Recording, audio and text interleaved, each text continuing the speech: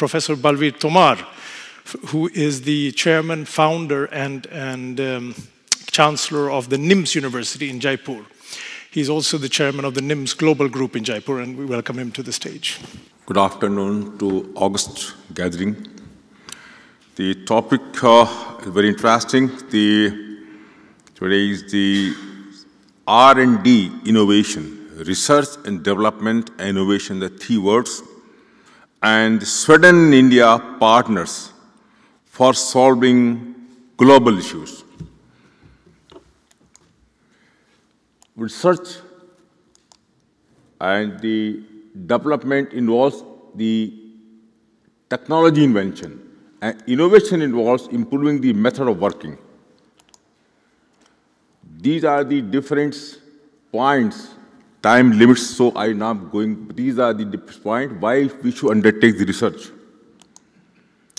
For example, the three main denominators of research: one is discovery, like of penicillin; innovation, like light bulb and the relativity; and invention, like retailing store.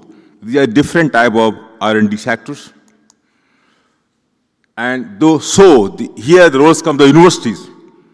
Universities provide education and spread research culture, provide indigenous capacity for original research, technology, and innovation. The duty of the Indian university is very important now. Objective and functions of research. Now, the main point is that, especially for India, if the government is doing a lot of funding for research, but especially the private institutions, they are not being funded by the governments. So what the government should do, they should jointly venture, the government and private institutions, and they should stimulate the research program, and that will stimulate the industry, and in other words, the GDP. Like another point of most development for the R&D is the academy-industria intervention. And then how the research comes, their ideas, their translations, there's the development, and that produces a product, which is very important. It should be marketable product. Now, here, the university should have double role, like the teaching and research. Corporate and private research, always they are profit-oriented. And the impediments in the quality research are infrastructure, talented research-oriented faculty, outmoded approach to curriculum, and low public spending. India in the last has done a lot of in space research, civil nuclear energy research, agriculture and water research, pharmaceutical industry research, and lot of work done by the Indian is on biotechnology. Now, as we want to improve, we have required a skilled-based education and research in India. And that should be with active participation of the foreign sectors. Here we're talking about Sweden. And this will lead more GDP and HDI, and this will be the increasing the human development and further growth of the country. Just taking through, as the Indian GDP was very, very low, and since last 3-4 years touching very high. And similarly, go for Sweden, they are not very low, but they are not very fast growing. Especially the human development in India was very low, and now you can see the very important, very high, not very high, but you can say good. And for Sweden, it was sustained for longer duration, and now it's sustained. The capital investment in India is increasing. And you can say in Sweden, it's now falling down. Now, the idea as to how the India and Sweden should join partner and what should be global issues. We should take these joint venture, oil and gas, renewable energy, health and diseases, skilled education, food agriculture, medical tourism and wellness, and biotechnology research. Oil and gas, very important sector. We need the help of developing countries like Sweden or any other developing countries for our development. Oil production, consumption, there is a great difference. And you see here, India is now producing much oil, but there is great deficit. The total oil production in India is not much increased, but same time, consumption increased. Similarly, the coal reserves, we can jointly work together, India and Sweden, and can do the miracles. The Sweden oil production, India oil production increased, but Sweden oil production very down initially and has not much increased. What we required here now the students to come up, and we are failing technology. Lot of dry wells, lot of failure, lot of pipelines, lot of the. So this technology we require in oil and gas, and this we can advise the students to come, and jointly we can take to all developing worlds. And its effect will be that India will increase GDP and both vice versa. India is having a very good FDI policy, so very interesting investment policy by the latest government. And so we invite the Swedish government, Swedish people, Swedish entrepreneurs, they must join hands with Indian peoples and Indian governments, and certainly they can invest a lot. The Nims University, we are doing a lot of work on petroleum research, mining development, and oil and gas, petrochemical as well. Biotechnology is a very important sector in which India and Sweden can join together. Vaccine is a very important point.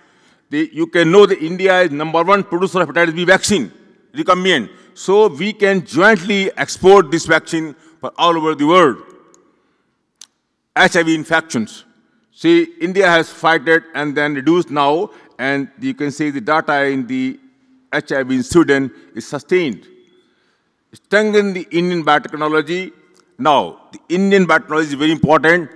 The world's first cloned buffalo, Garima, was produced in Indian scientists.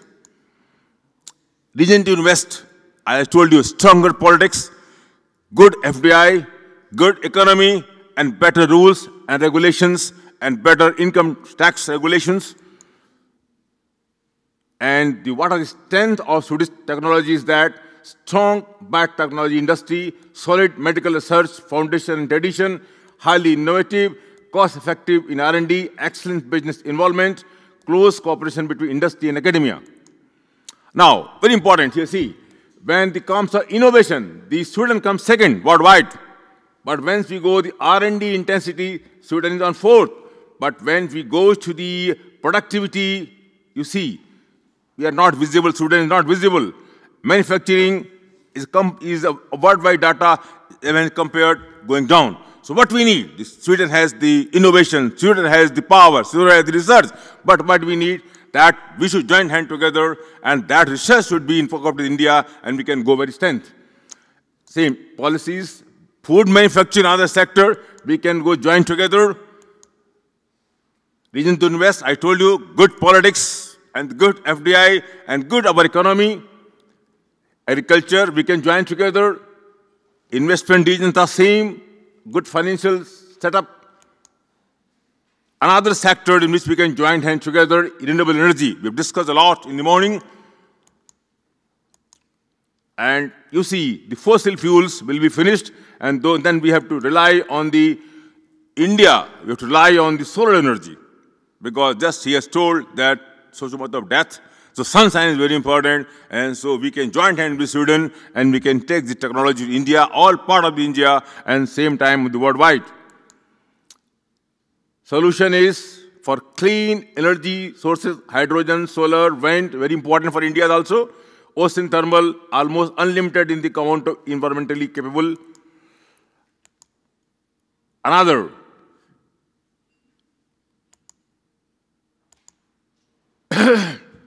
You see, what India needs. We are very shortage of the energy up to 2% now, and up to 2020, we should be 5.1% shortage. So we have to go very fast, and we have to rely on wind energy, small hydro energy, biomass energy, and solar energy. So with this, I think Switzerland the Swedish can join hands together.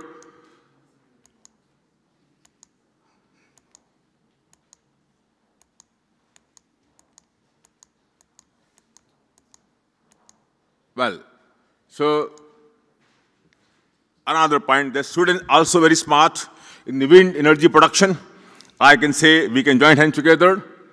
We are doing a lot of research in Nims University. Wellness, another sector in which India is doing a lot, and Indian medicines and the things are well established worldwide. Indian to invest are same. The importance of Indian medicine increasing in America, US, UK, and very important is that the WHO has done the Indian medical system ko acceptably has, globally has accepted. So, to summarize, the Swedish export of goods to India in 2014 amount was only 10377 million SEK, and this constitutes 1% of Swedish total exports to India.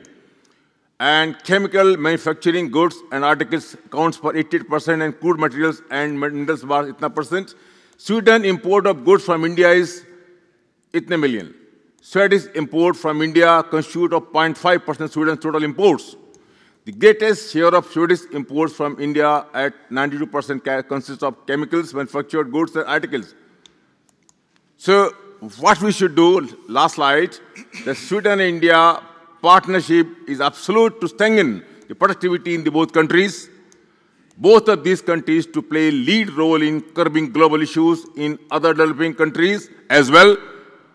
Both countries to join hands together and dealing with global issues by taking exemplary roles and could extend such services to other countries as well as part of the world. Thank you very much. Thank you.